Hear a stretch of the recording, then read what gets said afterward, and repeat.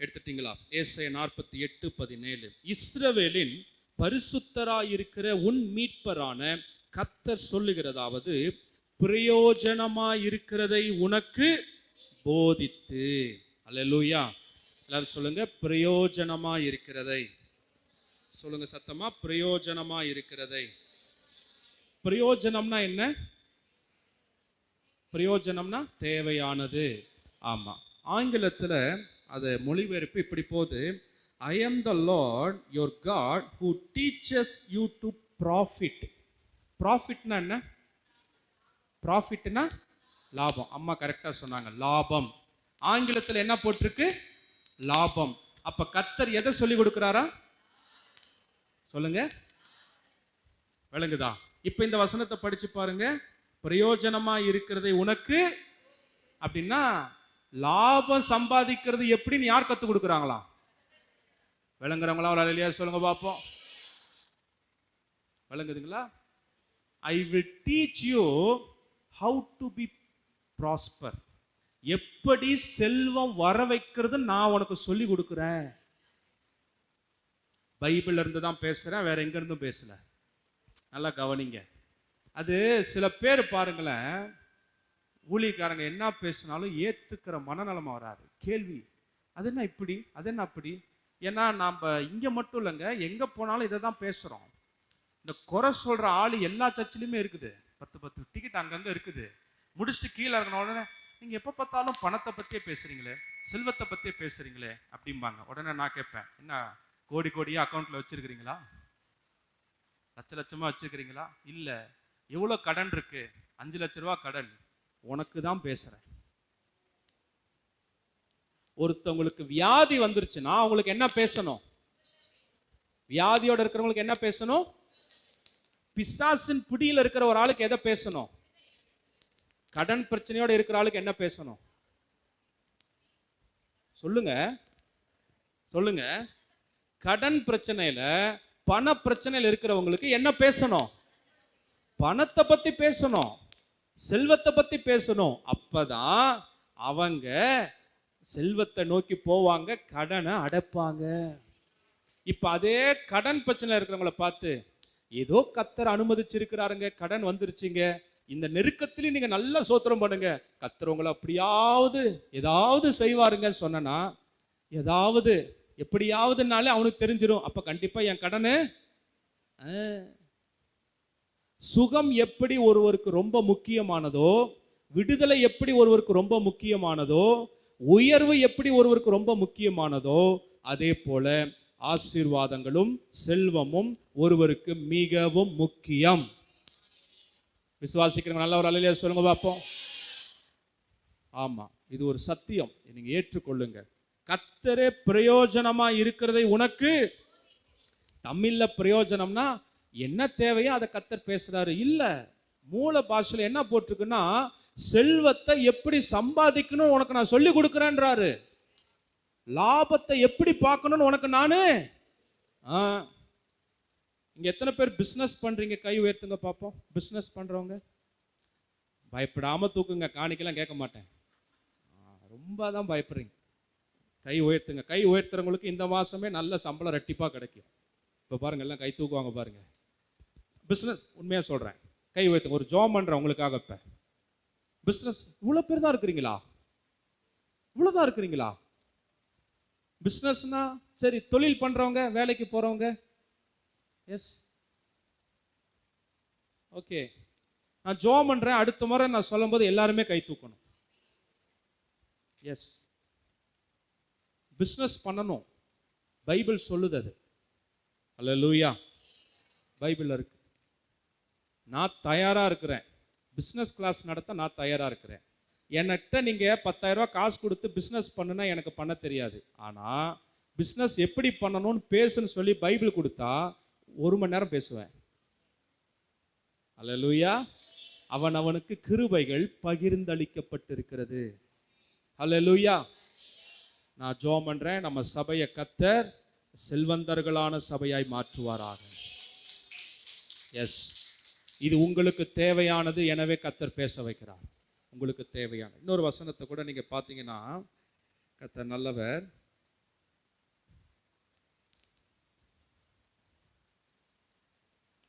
நீதிமொழிகள்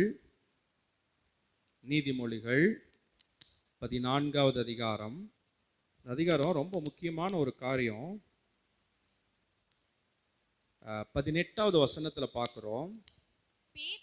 பேதையர் புத்தியீனத்தை சுதந்தரிக்கிறார்கள், விவேகிகளோ அறிவினால் முடிசூட்டப்படுகிறார்கள். பேதையர்கள் அப்படின்னா பேதையர்கள்னா அறிவில்லாத, அறியாமை, இக்னோரன்ஸ் பீப்புள் அப்படின்னு போட்டிருக்கு. அறியாமையில் இருக்கிறவர்கள் புத்தி ஈனத்தை சுதந்தரிக்கிறார்கள், விவேகிகளோ அறிவினால். 20வது வசனம், தரித்திரன் தனக்கடுத்தவனாலும் பகைக்கப்படுகிறான், ஐஸ்வர்யவானுக்கோ.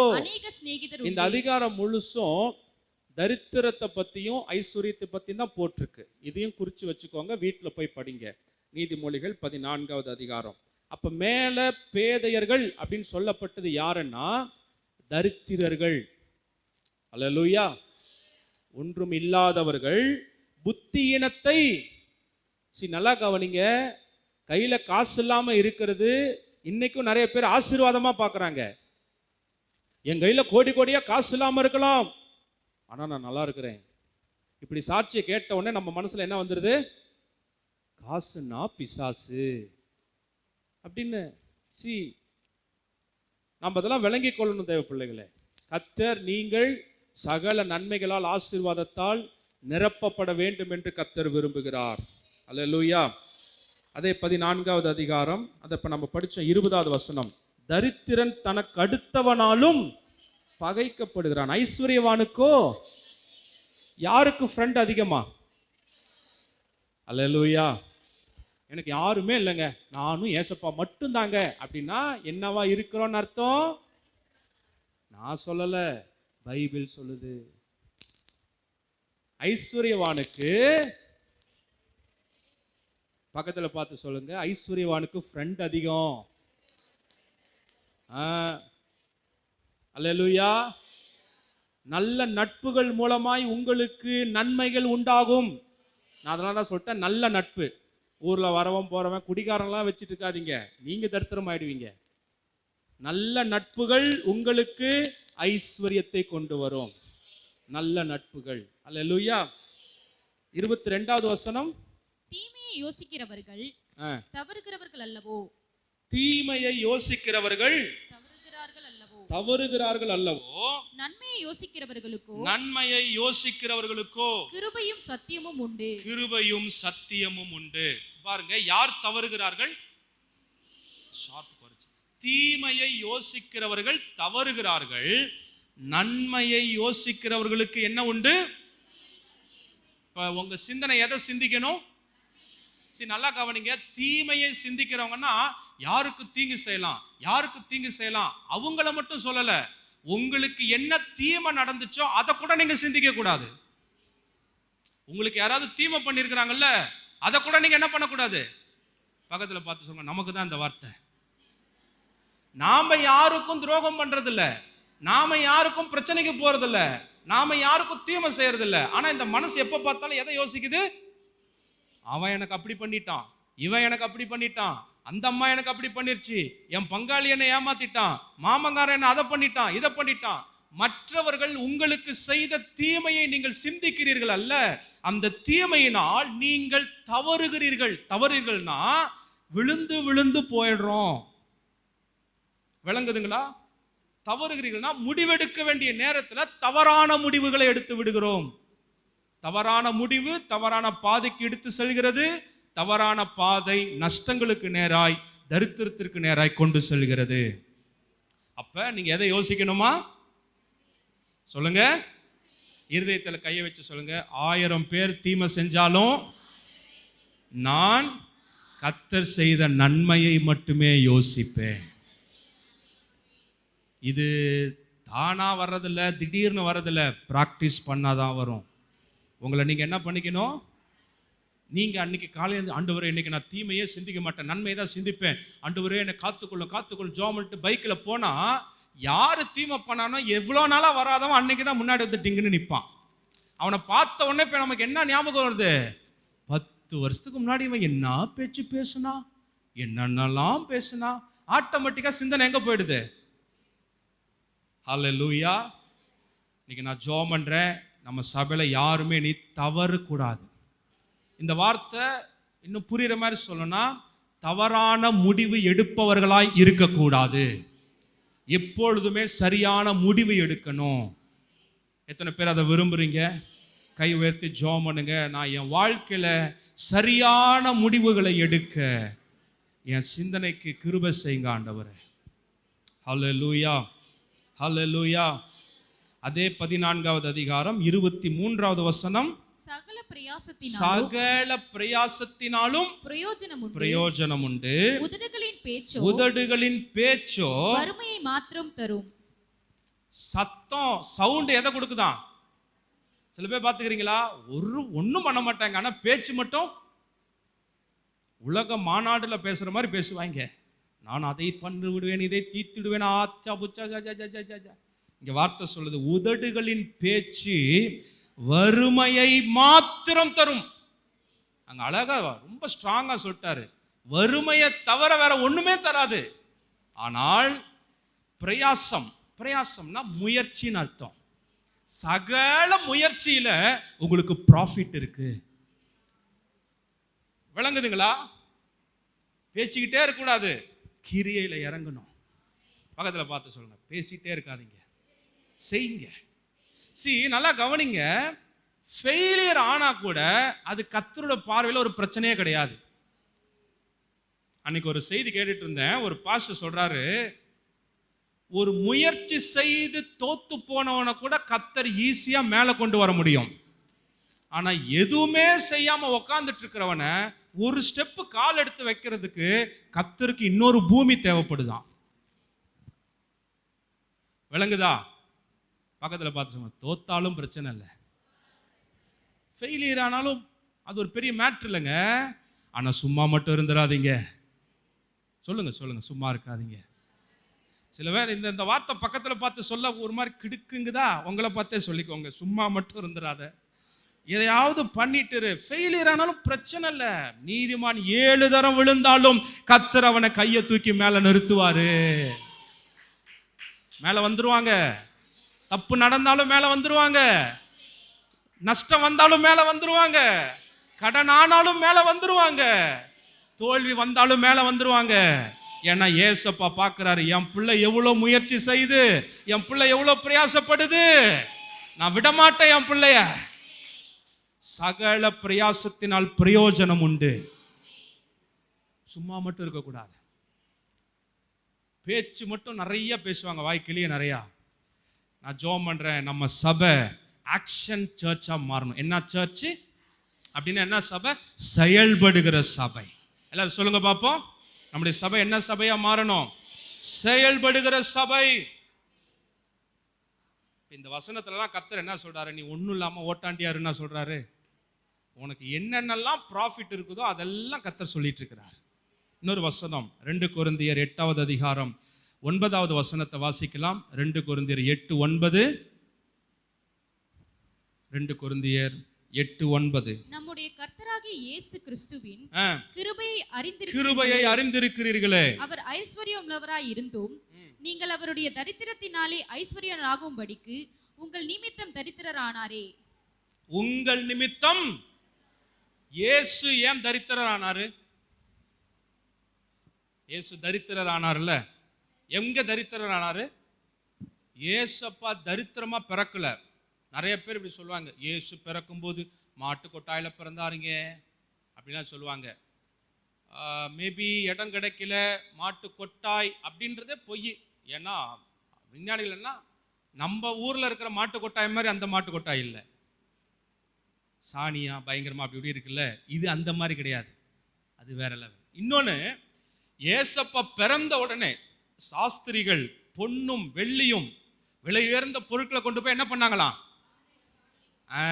காணிக்க வச்சாங்க. அது 3 பேர் போனாங்க அப்படின்னு சொன்னாங்கல்ல, 3 பேர் இல்ல, பரிவாரத்தோடு சென்றார்கள்னு போட்டிருக்கு. பரிவாரம்னா என்ன? இந்த பரிவாரம்ன்றதுக்கு ஒரு எடுத்துக்காட்டு சொல்றேன். சாலமோன் ராஜாவை பார்க்க ஷேபா நாட்டு ஸ்திரீ என்ன பண்ணாங்களாம்?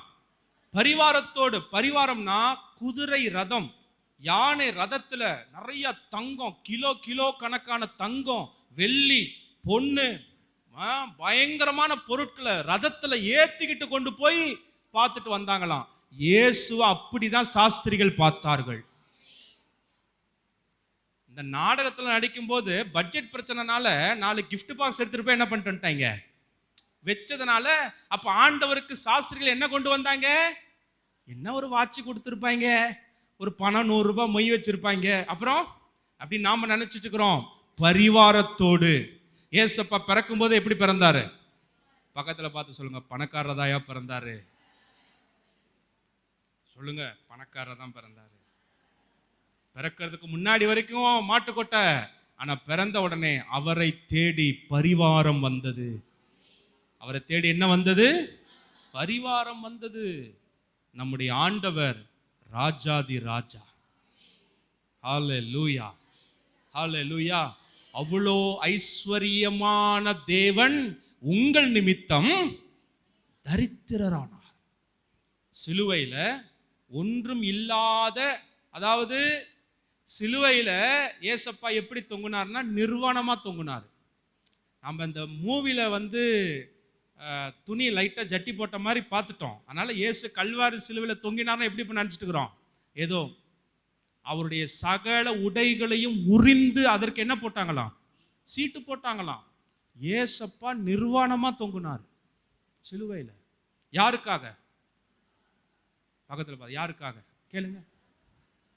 தரித்திரர் ஆயிட்டாரா? ஒண்ணும் இல்லாதவரா தொங்குனாரா? அவர் சரீரத்தில் ஒரு சொட்டு ரத்தம் கூட இல்லை, ஜீவனே இல்லை, எல்லாவற்றையும் இழந்தார். ஏன்? நீங்கள் ஐஸ்வர்யவான்களாகும்படி. இந்த வார்த்தை தானே போட்டிருக்கு. படிங்க, இப்ப எல்லாரும் படிங்க. அவர் ஐஸ்வர்யமுள்ளவராய் இருந்தும் நீங்கள் அவருடைய தரித்திரத்தினாலே ஐஸ்வர்யவான்களாகும்படிக்கு உங்கள் நிமித்தம். யார் நிமித்தம்? இப்ப இயேசு தரித்திரரா ஆயிட்டாரு, நீங்க என்னவா மாறணும்? சொல்லுங்க, என்னவா மாறணும்? அப்ப நீங்கள் ஐஸ்வர்யமாய் மாறுவது தேவ சித்தமா இல்லையா? ஏன் நிறைய பேர் ஜோம் பண்ணாங்க, ஆண்டவரே உமக்கு சித்தமா இருந்தா நான் வீடு கட்டுறேன் ஆண்டவரே, இல்லைன்னா வேணாம் ஆண்டவரே. ஏன் ஆண்டவரே? உமக்கு சித்தமா இருந்தா நான் கார் வாங்குறேன், இல்லைன்னா வேணாம் ஆண்டவரே. உமக்கு சித்தமா இருந்தா பைக் வாங்குறேன், இல்லைன்னா வேணாம் ஆண்டவரே. ஐஸ்வர்யமானா மாறணும்ன்றது தேவ சித்தம். அல்லேலூயா, ஆமென். நம்ம ஆளுங்க தேவ சித்தத்தை போட்டு குழப்பிக்கிறாங்க. எல்லாம் பிரயோஜனமானவைகள் எல்லாமே தேவ சித்தமே. சொல்லுங்க, எல்லாமே தேவ சித்தமே. சத்தமா சொல்லுங்க, தேவ சித்தமே. அல்லேலூயா. சங்கீதம் 105வது சங்கீதம் 37வது வசனம். 105வது சங்கீதம் 37வது வசனம். அவர்களை வெள்ளியோடும் பொன்னோடும் புறப்பட பண்ணினார். யாரை? இஸ்ரவேல் ஜனங்களை.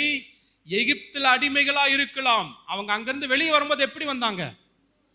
சொல்லுங்க, வெள்ளியோடும். ஆமா, நம்ம ஃபாதர் ஐயா பாட்டு எழுதினாரு, பொன்னோடும் பொருளோடும் புறப்பட செய்தாரு. அதாவது நல்லா கவனிங்க, இஸ்ரவேல் ஜனங்கள் எகிப்திலே விடுதலையாகி கானானை சுதந்தரிப்பது இன்னைக்கு நம்ம வாழ்ந்துட்டு இருக்கிற நம்ம வாழ்க்கையோட ஓமைப்படுத்தப்படுகிறது. அது அப்படியே ரெண்டும் ஈக்குவலா போயிட்டு இருக்குது. எப்படி இஸ்ரவேல் ஜனங்கள் எகிப்திலிருந்து விடுதலையாகி வெளியே வந்தார்களோ அது போல நாம் ரட்சிக்கப்பட்டு ஆண்டவருக்குள்ள வந்துட்டோம். இப்ப கானானுக்குள்ள போன மாதிரி நாம நித்திய ஜீவனை நோக்கி போகிறோம், நித்திய ஜீவனுக்குள்ள இருக்கிறோம். இப்ப இஸ்ரவேல் ஜனங்கள் எகிப்திலிருந்து வெளியே வரும்போது எப்படி வந்தாங்க? சொல்லுங்க சொல்லுங்க, வெளியே வரும்போது எப்படி வந்தாங்க? சொல்லுங்க, சத்தமா சொல்லுங்களேன். இதுலதான் ஒரு பெரிய சத்தியமே இருக்கு. எகிப்துல அடிமைகளா இருந்தாங்க, சாப்பிட வழி இல்லாம இருந்தாங்க, எல்லாம் உண்மைதான். ஆனால் எகிப்திலிருந்து வெளியே வரும்போது வெறும் கையாய் வரவில்லை. அவர்களை தேவன் ஒரு பயங்கரமான பணக்காரர்களாய், ஐஸ்வர்யவான்களாய் வெளியே கொண்டு வந்தார். காரணம், வெள்ளியோடும் பொன்னோடும் புறப்பட செய்தார். அல்லேலூயா. அப்ப இஸ்ரவேல் ஜனங்கள் விடுவிக்கப்பட்ட போதே அவங்க கையில என்ன கிடைச்சது?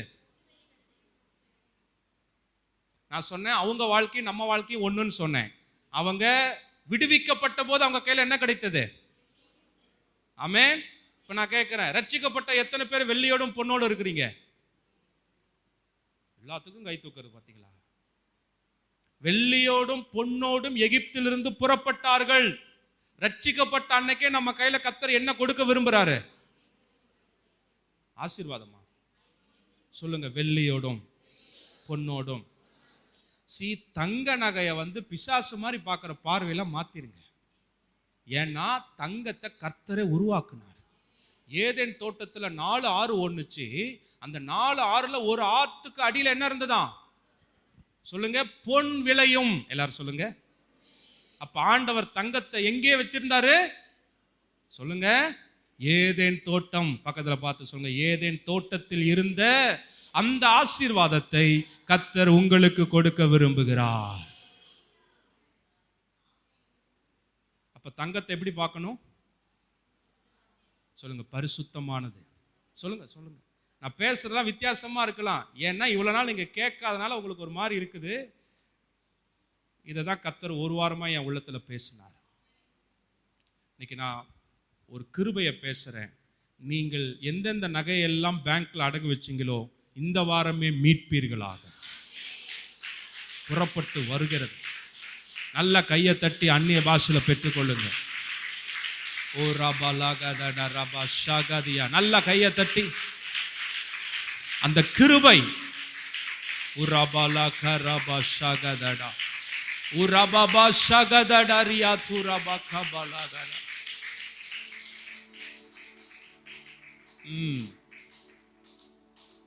எத்தனை பேர் அதை விரும்புறீங்க? ஆமென். அன்னைக்கு ஒருத்தட்ட பேசிட்டு இருந்தேன். தங்கம் எதுக்கு பாஸ்டர் வாங்குறோம்? அவசரத்துக்கு வைக்க தானே வாங்குறோம். அப்படிங்க யாராவது இருந்தீங்கன்னா உங்க கைக்கு தங்கமே வராது. வைக்கிறதுக்காக தங்கம் வாங்கக்கூடாது, பயன்படுத்துவதற்காக. தீமோத்தேயுல ரொம்ப அழகா பவுல் சொல்றாரு, சகல நன்மைகளையும் சம்பூரணமாய் அனுபவிப்பதற்காக கர்த்தர் கொடுக்கிறார். அனுபவிக்க கொடுக்கிறார். அனுபவிக்க. நகையை கொண்டு போய் பேங்க்ல வைக்கிறதுக்கு எதுக்கு உங்க கையில கர்த்தர் கொடுக்கணும்? It's not at all investment. நகை ஒரு இன்வெஸ்ட்மெண்ட் கிடையாது, மூலதனம் கிடையாது. நகை கடனுக்கான அவசர உதவி. 108 மாதிரி கிடையாது. வேணும்னா வச்சுக்கலாம், வேணாம்னா எடுத்துக்கலாம். வைக்கணும்ன்ற எண்ணத்தோட இருந்தீங்கன்னா ஜென்மத்துக்கும் அந்த நகையை பயன்படுத்தவே முடியாது. நகையை பார்க்கறப்பலாம் எந்த பேங்க்ல வைக்கலாம், எந்த பேங்க்ல வைக்கலாம் தான் மண்டை என்ன பண்ணிட்டு இருக்கோம்? ஓடிட்டே இருக்கும். எத்தனை பேர் விரும்புறீங்க? ஏதேன் தோட்டத்துல பொன் விளைந்தது. பொன் இருந்ததுன்னு போடல. இருந்ததுக்கும் விளைந்ததுக்கு என்ன வித்தியாசம்? விளைந்ததுன்னா இட் இன்க்ரீஸ்ட், அது பெருகினது. இன்னைக்கு நான் சொல்றேன், உங்க வீட்டில் இருக்கிற தங்கம் பெருகுவதாக. கை தட்ட 4 பேருக்கு தான் வரும். நல்லா நல்லா ஸ்பிரிட்ல வாங்கிக்கோங்க. ஷாகராதியா ரூராபா கபாலா ரியாதோடா ரபா ரியாதாடா ஷேகதாடா ரீபா கபாலா ஹம்தனமா ரபா. அப்பா, அந்த கிருபையை நாங்க பேசுறோம் சபையில. எங்கள் நிமித்தம் நீர் தரித்திரரானீர், உங்கள் நிமித்தம் நாங்கள் ஐஸ்வர்யவான்களாக்கப்பட்டிருக்கிறோம். இந்த தரித்திர மனநிலைமையிலிருந்து எங்களை விடுவீங்க ஆண்டவரே. எத்தனை பேர் ஜெபம் பண்றீங்க? எல்லாரும் ஜெபம் பண்ணுங்க பாப்பா. முடிஞ்ச அவங்க தலை மேல கை வைத்து இந்த தரித்திர மனநிலைமையிலிருந்து எங்களை வெளியே கொண்டு வாங்க. பற்றாக்குறை மனநிலைமையிலிருந்து எங்களை வெளியே கொண்டு வாங்க. இல்லைன்ற இடத்துல இருந்து எங்களை நிறைவுன்ற இடத்துக்கு கொண்டு வாங்கப்பா. குறைவுன்ற இடத்துல இருந்து ஆண்டவரே எங்களை வெளியே கொண்டு வாங்க ஏசப்பா. ஆமென். அந்த 37வது வசனத்தை திரும்ப வாசிக்கலாம். சங்கீதம் 105:37. வெள்ளியோடும் புறப்பட பண்ணினார், அவர்கள் கோத்திரங்களில் பலவீனப்பட்டவன். இந்த இடத்துல வியாதிக்காரர்களை பத்தி போடல. மேல பொண்ணு வெள்ளின்னு பேசிட்டு உடனே பலவீனப்பட்டவன்னா இல்லாதவர்களை கர்த்தர் எப்படி பார்க்கிறாராம்? இருக்கிறவங்கள பார்க்கிறாரா? எப்பா, இவங்க நமக்கு மேல பிரசங்கம் பண்றாங்களே. இந்த வசனத்துல வெள்ளியோடும் பொன்னோடும் புறப்பட பண்ணினார் அப்படின்னா அவங்க கையில நிறைய கொடுத்து புறப்பட பண்ணினார். இல்லாதவன் யாருமே விளங்குதா? பலவீனப்பட்டவன் ஒருவனும் இருந்ததில்லை அப்படின்னா பொண்ணோட வெள்ளியோட இல்லாதவன் அந்த இடத்துல, அந்த கூட்டத்துல ஒருத்தர் கூட கிடையாது. எல்லாருமே இருக்கிறவர்களாய் மாறினார்கள். எல்லாருமே பொன்னோடும் வெள்ளியோடும் விலை உயர்ந்த பொருட்களோடும் வெளியே வந்தார்கள். இல்லாதவர்கள் ஒருவரும் இல்லை. இன்னைக்கு நான் ஜெபம் பண்றேன், நம்ம சபையில இல்லாதவங்கன்னு யாருமே இருக்கக்கூடாது. விசுவாசிக்கிறீங்களா? சொல்லுங்க, இல்லாதவர்கள்னு யாருமே இருக்கக்கூடாது. ஹல்லேலூயா. சில நேரம் ஆண்டவர் உங்க உள்ளத்துல பேசி நீங்க நகை போடாம இருந்தா உங்க அர்ப்பணிப்பை நான் பாராட்டுறேன், உங்களை நாங்க கனப்படுத்துறோம். அது ஒரு அர்ப்பணிப்பு, அது ஒரு மிகப்பெரிய காரியம். எஸ், சில பேர்கிட்ட ஆண்டவர் அந்த மாதிரி பண்ணுவார், தப்பு கிடையாது. ஆனா நகை போடலனாலும் அந்த நகைக்குரிய அவ்வளோ என்ன சொல்றதுன்னா அவ்வளோ வேல்யூ நீங்க யூஸ் பண்ணணும். உங்க வாட்ச் பிராண்டடா இருக்கணும், போடுற ட்ரெஸ் பிராண்டடா இருக்கணும். அட்லீஸ்ட் உங்க பிள்ளைங்களுக்கு நீங்க நிறைய சேர்த்து வைக்கணும். நீங்க போடாததுனால வறுமை, தரித்திர மனநிலைமை உங்களுக்குள்ள வந்துடக்கூடாது. விளங்குதா? நல்ல சத்தமா அல்லேலூயா சொல்லுங்க பாப்போம். அவர்கள் கோத்திரங்களில் பலவீனப்பட்டவன் ஒருவனும் இருந்ததில்லை அப்படின்னா அந்த இஸ்ரவேல் ஜனங்கள் கோத்திரங்களில் பொன்னோடு வெள்ளியோடு இல்லாதவன் ஒருத்தனுமே கிடையாது. எல்லாருமே பொன்னோடு வெள்ளியோடு ஐஸ்வர்ய சம்பந்தத்தோட செல்வவான்களாய் இருந்தார்கள். செல்வத்தோட இருந்தாங்க. இந்த சபையில எல்லாரும் செல்வத்தோட இருக்கணும்னு கர்த்தர் விரும்புகிறார். குறைவு இருக்கக்கூடாது. நேரம் ஆயிடுச்சு, ஒரு 10 நிமிஷத்துல முடிக்கிறேன். ஆதியாகமம் 41வது அதிகாரத்துக்கு வருவோம். யோசேப்பு பார்த்த தரிசனம். அல்லேலூயா. 41வது அதிகாரம் 16வது வசனத்திலிருந்து 40வது வசனம் வரைக்கும் குறிச்சு வச்சுக்கோங்க. ஒரு சில பாயிண்ட் டக்கு நான் சொல்லிட்டே போறேன். 16வது வசனத்துல நீங்க பாத்தீங்கன்னா, தேவனே பார்வோனுக்கு மங்களமான உத்தரவு அருளி செய்வார். என்ன உத்தரவு? மங்களமானனா என்ன அர்த்தம்?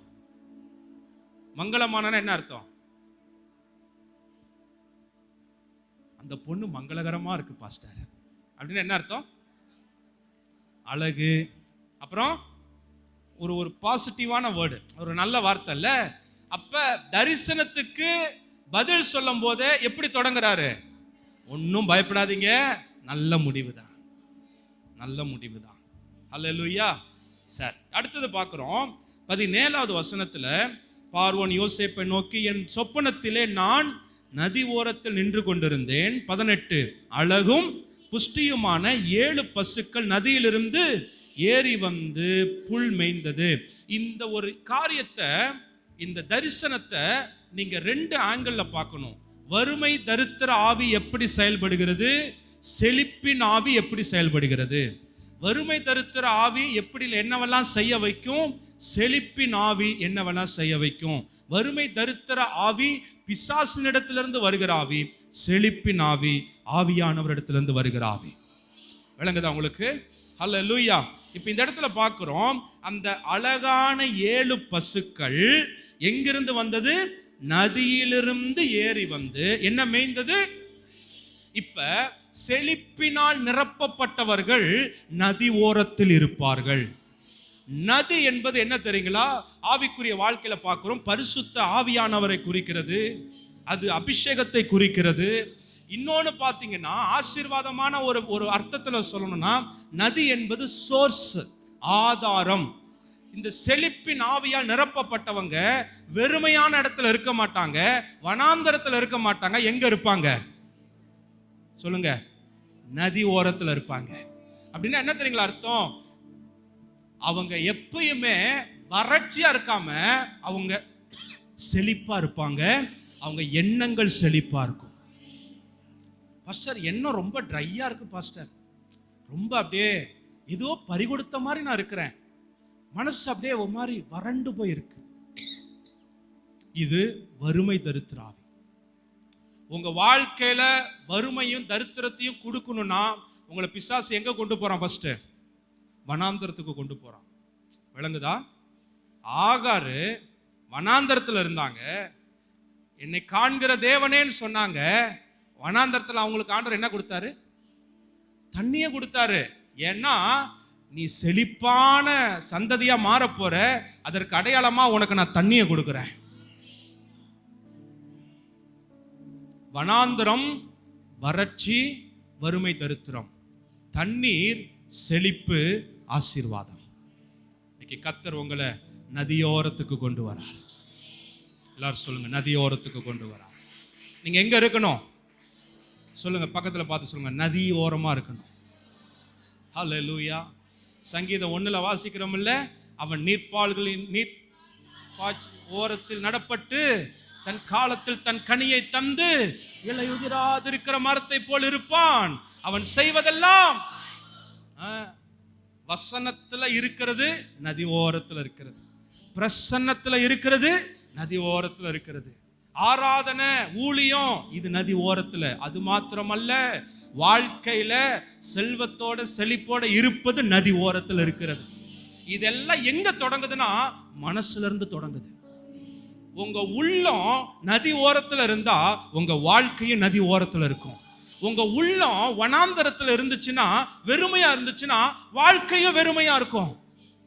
இன்னைக்கு நீங்க செழிப்பான இடத்துக்கு வரணும்னா உங்க உள்ளம் செழிப்பான இடத்துக்கு வரணும். யோவான்ல வாசிக்கிறோம், பிரியமானவனே, உன் ஆத்துமா வாழ்கிறது போல நீ எல்லாவற்றிலும் வாழ்ந்து. சுகம்னு தமிழ்ல போட்டிருக்கு, ஆங்கிலத்துல ப்ராஃபிட்னு போட்டிருக்கு. அப்படின்னா செழிப்பாயிருன்னு அர்த்தம். பிரியமானவனே, உன் ஆத்துமா வாழ்கிறது போல நீ எல்லாவற்றிலும் வாழ்ந்து செழிப்பாயிரு. அப்ப ஆத்துமா வாழ்ந்தாதான் செழிப்பா இருப்பீங்க. பக்கத்துல பார்த்து சொல்லுங்க, மனசு நல்லா இருந்தா வாழ்க்கை நல்லா இருக்கும். ஆமென். இந்த ஆறு ஓரம் வளர்ற செடி எப்படி இருக்கும்? பச்சை பசேர்னு பசுமையா இருக்கும். நல்ல வனாந்தரம், முச்செடியெல்லாம் அப்படியே பார்த்தீங்கன்னா காடு, அடர்ந்த காடு வனாந்தரத்தில் இருக்கும். அந்த செடி எப்படி தெரியுமா இருக்கும்? காஞ்சு போயிருக்கும். இன்னைக்கு கர்த்தர் உங்கள் வனாந்தரங்களை செழிப்புள்ள தேசமாய் மாற்றுகிறார். செழிப்பின் ஆவி என்பது நதி ஓரத்தில். அடுத்த வார்த்தை, நதியிலிருந்து ஏறி வந்து புல் மேய்ந்தது. இந்த செழிப்பின் ஆவியில் இருக்கிறவங்க எதை மேய்வாங்க? புல் மேய்வாங்க. தங்களுக்கு என்ன தேவையோ அதை எடுப்பாங்க. சங்கீதம் 23ல வாசிக்கிறோம், அவர் என்னை புல்லுள்ள இடங்களில் மேய்த்து அமர்ந்த தண்ணீர்கள் அண்டையில் இருக்கும். அப்ப ஆண்டவரே உங்களை எங்க மேய்க்க வைக்கிறாரு? புல்லு. யோவான் 10வது அதிகாரத்துல வாசிக்கிறோம், ஆண்டவர் சொல்றார், நானே வாசல், ஒருவன் என் வழியாய் உட்பிரவேசித்தால் அவன் உள்ளும் புறம்பும் சென்று மேய்ச்சல். அப்ப புல் என்பது செல்வத்தை குறிக்குது, ஆசீர்வாதத்தை குறிக்குது. இயேசுவே சொன்னார், எனக்குள்ள வந்தா நீ மேய்ச்சல் அடைவாய். ரட்சிக்கப்பட்டு இன்னமும் நான் மேய்ச்சலை காணல, வறுமையா இருக்கிறேன், கடனோட இருக்கிறேன், ரொம்ப தரித்திரமா இருக்கிறேன்னா இன்னும் நீங்க இயேசுவுக்குள்ள வரலன்னு அர்த்தம். இயேசுவுக்குள்ள இன்னும் வரல. ஏன்னா இயேசுப்பா சொல்றாரு, நானே வாசல், ஒருவன் என் வழியாய் உட்பிரவேசித்தால் அவன் உள்ளும் புறம்பும் சென்று எதை கண்டடைவான்? பக்கத்துல பார்த்து சொல்லுங்க, மேய்ச்சல் இடத்துல கர்த்தர் உங்களை கொண்டு போக விரும்புகிறார். இயேசுவுக்குள்ள வளர வளர உங்க வாழ்க்கை ஆசீர்வதிக்கப்படும், ஆசீர்வதிக்கப்படும். ஹல்லேலூயா. இது செழிப்பின் ஆவி வேலை செய்யற இடம். அடுத்தது 19வது வசனம், அவைகளின் பின் இளைத்ததும் மகா அவலட்சணமும் கேவலமுமான வேறே 7 பசுக்கள் ஏறி வந்தது. இந்த வறுமை தரித்திர ஆவி எப்படிப்பட்டதா இருக்குது? இளைத்தது. இளைத்ததுன்னா என்ன அர்த்தம்? ரொம்ப வீக்கா இருக்கு. மகா அவலட்சணம், ரொம்ப கேவலமா இருக்குது. கேவலமான வேறு 7 பசுக்கள் ஏறி வந்தது. இவைகளை போல அவலட்சணமான பசுக்களை எகிப்து தேசத்தில் எங்கும் நான். சரி, இப்ப 20வது வசனம், கேவலமும் அவலட்சணமுமான பசுக்கள் கொழுமையான முந்தின 7 பசுக்களையும். இப்ப நல்லா கவனிங்க, என்ன கவனிங்க. கொழுமையான செழுமையான பசு எதை சாப்பிட்டது? நம்ம படிச்சோம் இல்ல, சொல்லுங்க, எதை சாப்பிட்டது? கவனிக்கிறீங்களா? கவனிக்கலையா? பின்னாடி இருக்கிறவங்களா நல்லா அல்லேலூயா, நல்லா கவனிங்க, ரொம்ப முக்கியமா பேசுறேன். செழிப்பான கொழுமையான பசு எதை சாப்பிட்டது? புல்லை சாப்பிட்டது, நதி ஓரத்தில் இருந்தது. கேவலமான அவலட்சணமான பசு எதை சாப்பிட்டது? அந்த கொழுமையான பசுக்களை சாப்பிட்டது. வறுமை தரித்திரத்தின் ஆவி எப்பயுமே எதை சாப்பிடும்னா செல்வத்தை தான் சாப்பிடும். எத்தனை பேருக்கு விளங்குது? ஆமென். பிசாசுக்கு எது மேல கண்ணு? பிசாசுக்கு எது மேல கண்ணு சொல்லுங்க. வசனத்துல இருந்து தான் பேசுறேன். பக்கத்துல பார்த்து சொல்லுங்க, உங்க கையில இருக்கிற பணத்து மேலதான் பிசாசுக்கு கண்ணு. உங்க வீட்டில் இருக்கிற செல்வத்து மேலதான் பிசாசுக்கு கண்ணு. அவலட்சணமான பசுக்கள் கொழுமையான பசுக்களை சாப்பிட்டது. அப்போ உங்க கைகள்ல கர்த்தர் கொடுத்த ஆசீர்வாதத்தை எவ்வளவு பத்திரமாய் காப்பாற்ற வேண்டும். பக்கத்துல பார்த்து சொல்லுங்க, கேர்ஃபுல்லா இல்ல சாப்பிட்டு போயிடுவான். சம்பாதிக்கிற பணம் எங்க போகுதுன்னே தெரியல பாஸ்டர். சம்பளம் வாங்கிட்டு வீட்டுக்கு வர்றதுக்குள்ள வழியிலேயே வட்டிக்காரன் வாங்கிட்டு போயிடுறான் பாஸ்டர். வீட்டுக்கே வரமாட்டேங்குது. இவ்வளோ சம்பாதிக்கிறேன், என் வீடை என்னால கட்ட முடியல. இவ்வளோ லட்ச லட்சமா பணம் இருந்தும் ஒண்ணுமே பண்ண முடியல பாஸ்டர். தரித்திரத்தின் ஆவி செல்வத்தை சாப்பிடுகிறது. தரித்திரம் தானா போய் எதையும் மேயாது. தனக்கு என்ன தேவையோ அதை மேயாது. தரித்திரம் சரியான சோம்பேறி. யார் வச்சிருக்கிறாங்களோ விளங்குதா? சத்தமா சொல்லுங்களேன், சத்தமா சொல்லுங்களேன். அல்லேலூயா, ஆமென். பக்கத்துல பார்த்து சொல்லுங்க, உங்களுடைய ஆசீர்வாதங்களை பத்திரமாய் பாதுகாத்து கொள்ளணும். நான் ஏன் அதை பேசுறேன்னா, தேவ பிள்ளைகள் மாதிரி ஆசீர்வதிக்கப்பட்டவங்க இந்த பூமியில யாருமே கிடையாது. ஆனா தேவ பிள்ளைகள் மாதிரி கஷ்டப்படுறவங்க இந்த பூமியில யாருமே கிடையாது. இவ்வளோ ஆண்டவர்கிட்ட வாங்கி எல்லாம் ஓட்ட பையில போட்ட மாதிரி என்ன பண்ணிருது, போயிட்டே இருக்குது. எங்கயா போகுது? வர மாதிரியே வருது, வீட்டுக்கு வர மாட்டேங்குது. இவ்வளோ சம்பளம் வாங்குறோம், வீட்டில் அரிசி வாங்க காசு இல்லை.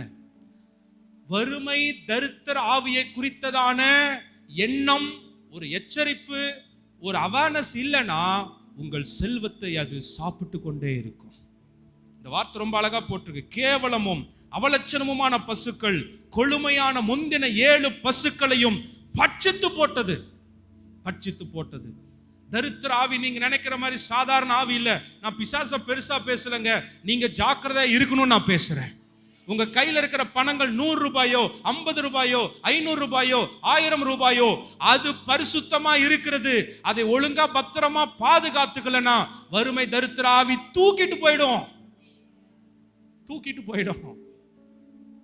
புலம்பி ஒரு பிரயோஜனமும் கிடையாது.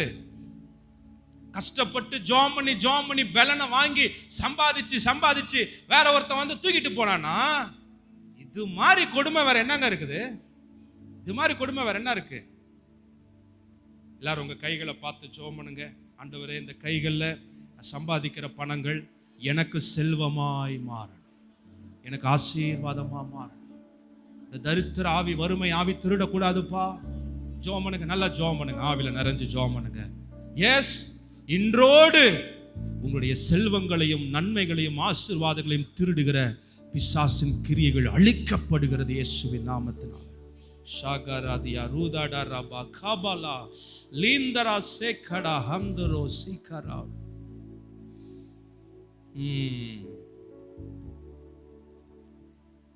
இந்த வறுமை தரித்திர ஆவினா பிசாசு மாத்திரம் அல்ல, அந்த வறுமை தரித்திர ஆவியால் நிரப்பப்பட்ட மனிதர்கள் தான் இப்படி செயல்படுவாங்க. விளங்குதா? பிசாசு டைரக்டா வேலை செய்ய முடியாது. அவனுக்கு சரீரம் கிடையாது. யாருக்கு சரீரம் கிடையாது? சொல்லுங்க, பிசாசுக்கு சரீரம் கிடையாது. சொல்லுங்க, சத்தமா சொல்லுங்க.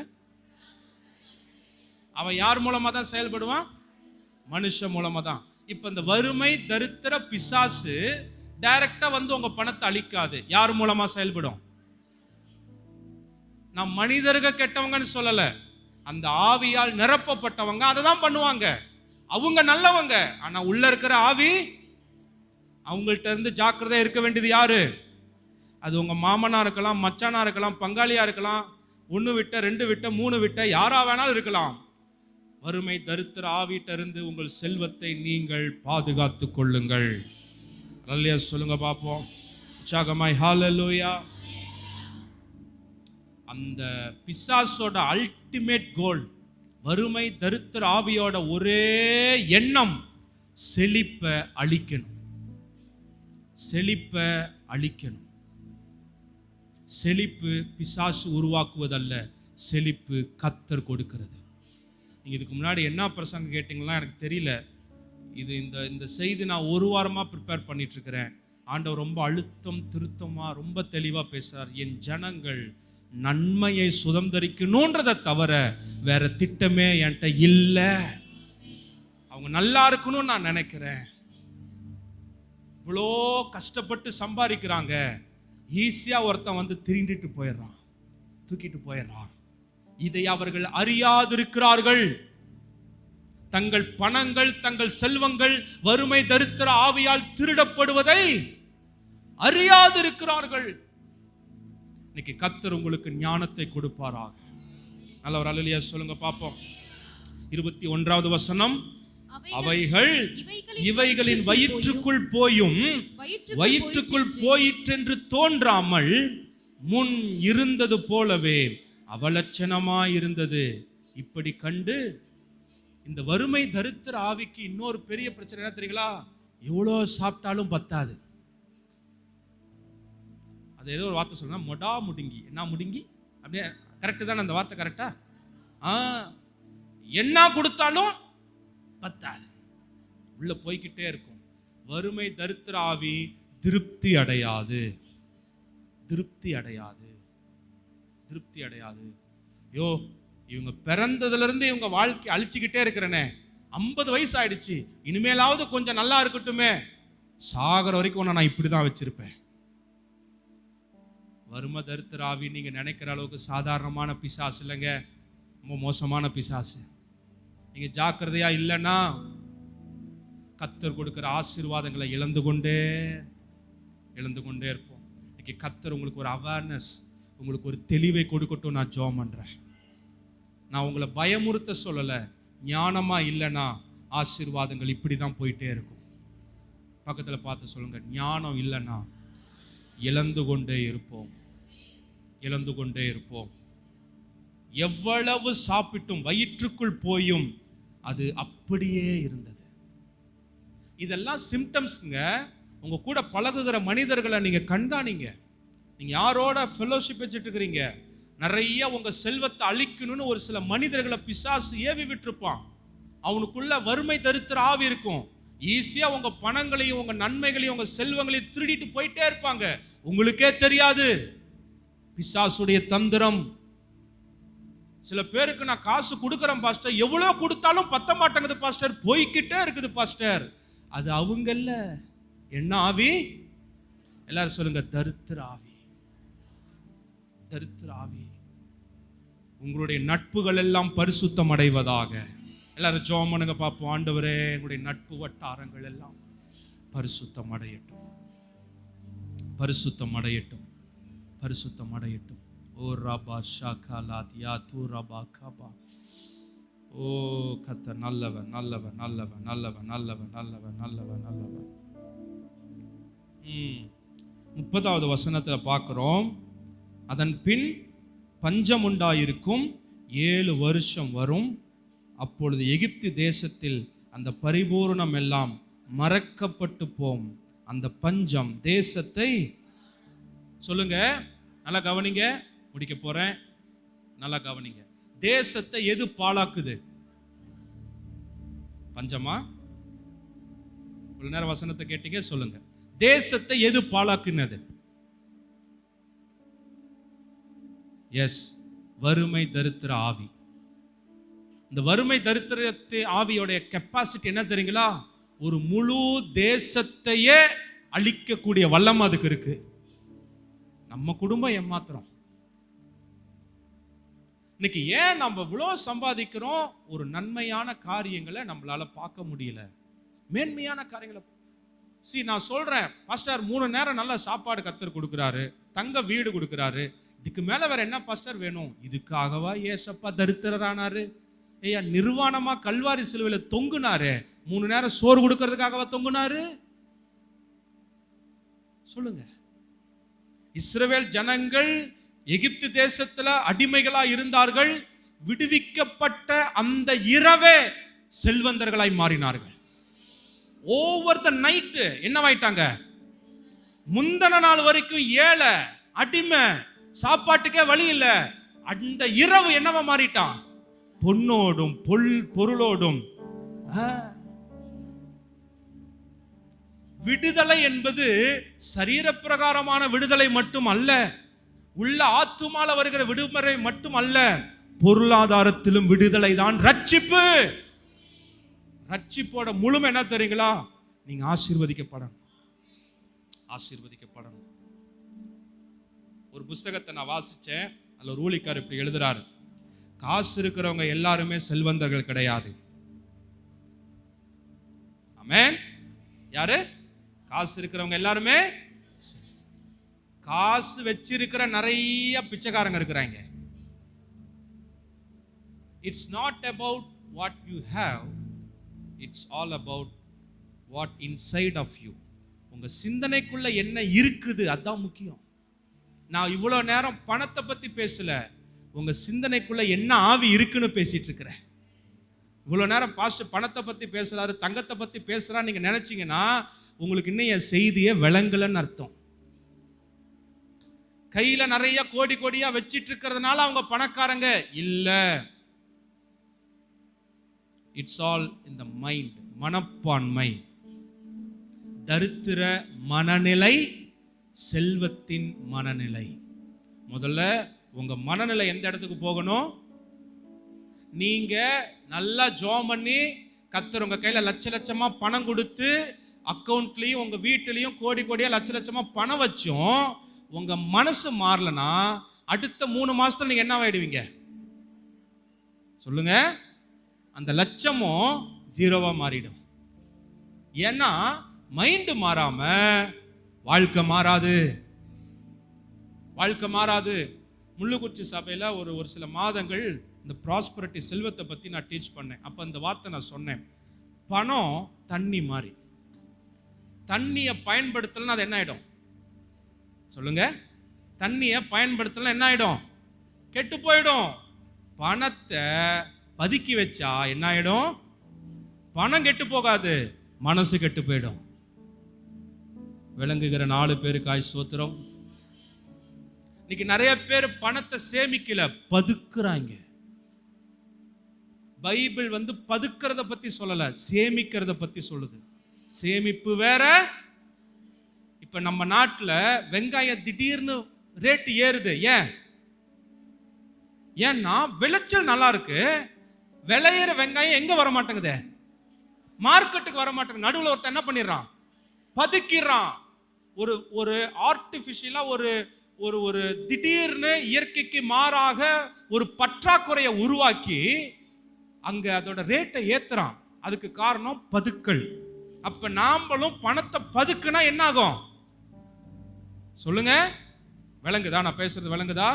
சேமிப்பு வேற, பதுக்கிறது வேற. ஹெல்த்துக்காக, குடும்பத்துக்காக இன்சூரன்ஸ் நிறைய பேர் பண்ணி வைக்கிறாங்க, ரொம்ப சந்தோஷம். சேவ் பண்ணி வைக்கிறாங்க, ரொம்ப சந்தோஷம். குழந்தையோட திருமணத்துக்காக சேவ் பண்ணி வைக்கிறாங்க, ரொம்ப சந்தோஷம். அதெல்லாம் ஞானம், அதெல்லாம் சேமிப்பு. அதுக்கு பேர் பதுக்கல் கிடையாது. ஆண்டவர் பைபிள்ல ஒரு வார்த்தை போட்டிருக்கிறார். என்ன? இங்க உங்க சொத்துக்களை சேர்த்து வைக்காதீங்க. எங்க சேர்த்து வைங்க? பரலோகத்தை சேர்த்து. அங்க பூச்சியும் கிடையாது. அது ஆக்சுவலா உண்மையான மீனிங் என்னன்னா, நீங்க இங்க எதையுமே பதுக்கி வைக்காதீங்க, பதுக்காதீங்க. பதுக்காதீங்க என்னன்னா பர்பஸ் இல்லாம சேர்த்து வைக்கிறதுக்கு பேர் என்னது? குழந்தையோ என்னோட மகளோட திருமணத்துக்காக நான் பணம் சேர்த்து வைக்கிறேன் பாஸ்டர், அது ஞானம். பணம் சேர்த்து வச்சிருக்கிறேன். எதுக்காக சேர்த்து வச்சுக்கிறீங்க? நிறைய இருக்கு, அதனால என்ன பண்றேன்? அதுக்கு பேர் என்ன? விளங்குதா? பக்கத்துல பார்த்து சொல்லுங்க. பதுக்கி வைக்க கூடாது, சேமிக்கணும். சேமிப்பிலே நோக்கம் இருக்கிறது, பதுக்கல்ல நோக்கமே இருக்காது. நிறைய இருக்கு, அதனால சேர்த்து வைக்கிறேன். சில பேர் பார்த்துக்கிறீங்களா, பீரோ ஃபுல்லா என்ன பதுக்கி வச்சிருக்கிறாங்க?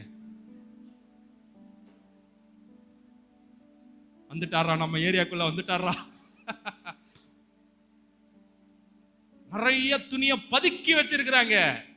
இன்னைக்கு பதுக்கல்கள் எல்லாம் வெளியே வருவதாக. பதுக்காதீங்க. பதுக்குனா வறுமை தரித்திர ஆவி.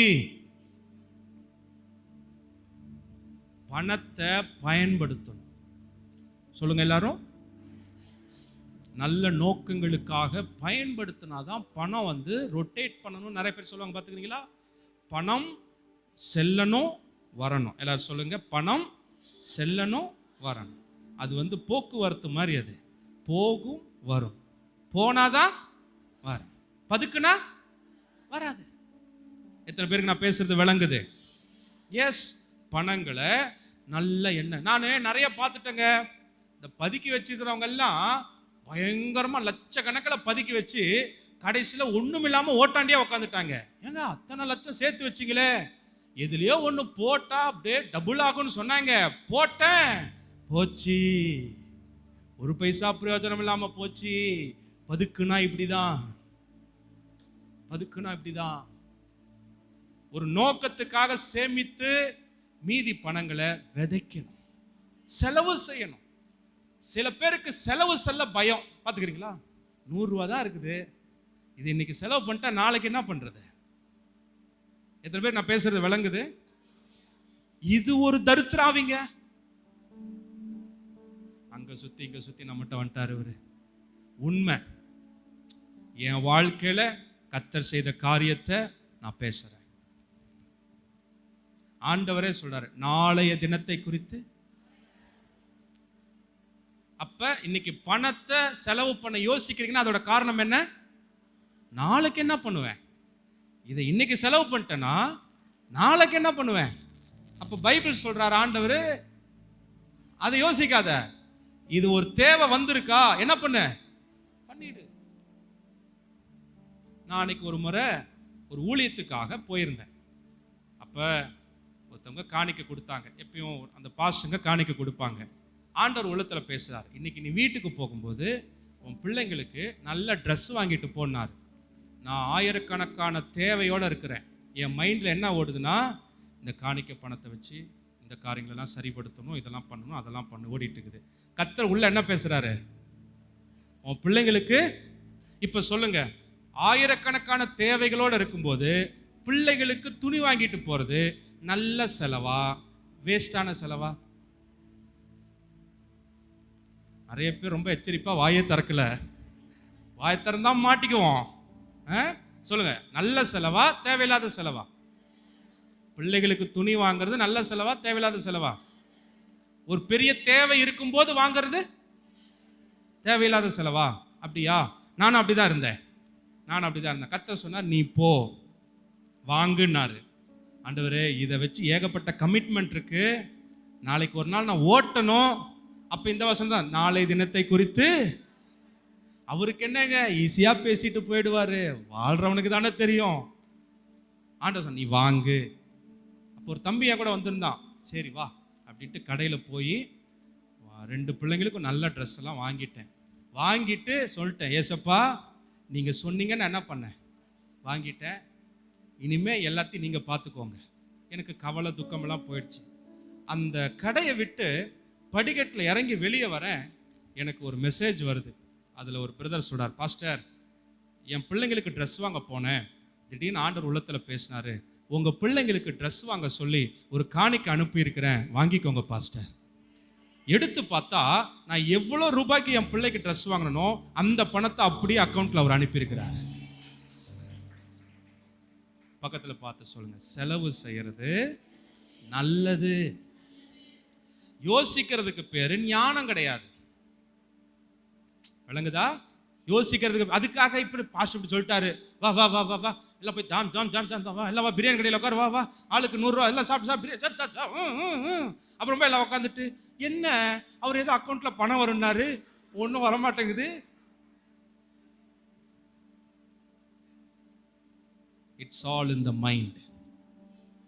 பணம் மனசு. பக்கத்தில் பார்த்து சொல்லுங்க, பணம் மனசு. பணம் எதை தீர்மானிக்குது? நீங்க யாருன்னு தீர்மானிக்குது. இது ஒரு பெரிய சப்ஜெக்ட், பேசிட்டே போவேன்.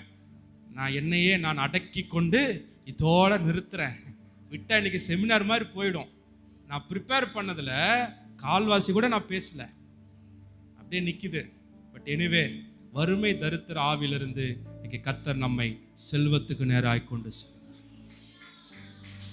ஹல்லேலூயா. கண்களை மூடி ஜெபம் பண்ணலாமா?